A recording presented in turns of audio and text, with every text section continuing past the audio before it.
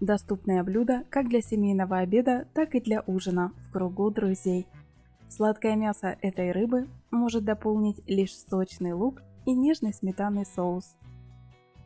Карасей я очистила от чешуи, удалила жабры, плавники, вымыла и дала стечь всей воде. Можно промокнуть полотенцем.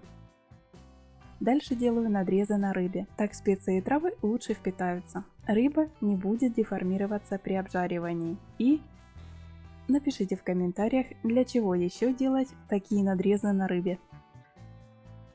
Придадим вкус карасям.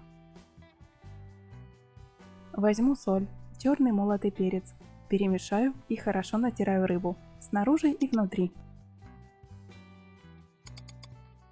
Сок лимона придаст цитрусовый вкус, кислинку, а также частично избавит от резкого рыбного запаха.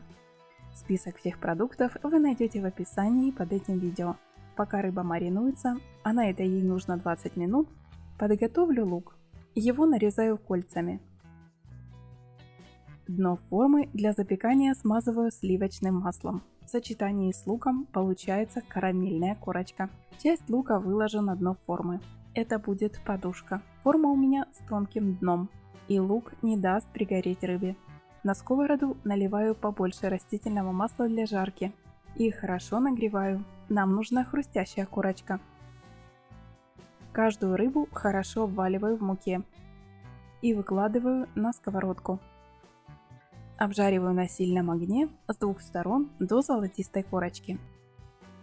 Рыбу можно дожарить, переворачивая, и уже кушать с соусом. А мы продолжим дальше.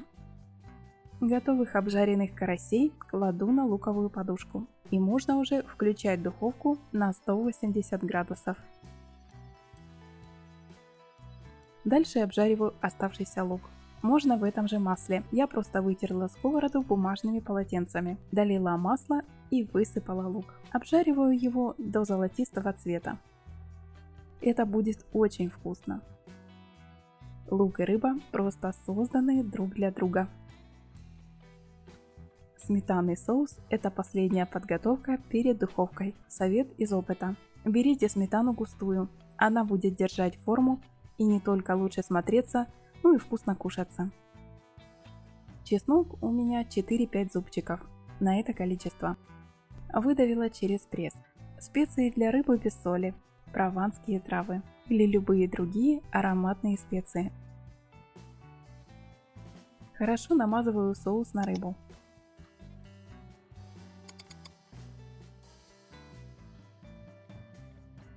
Сверху выкладываю обжаренный лук. Напишите в комментариях, как вы готовите карасей.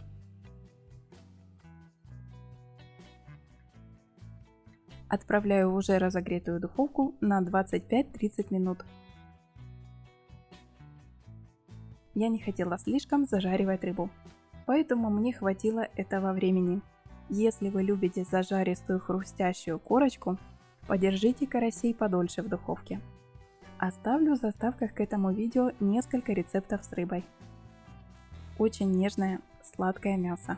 Сметанно-чесночный соус в соединении с запеченным луком – просто объедение.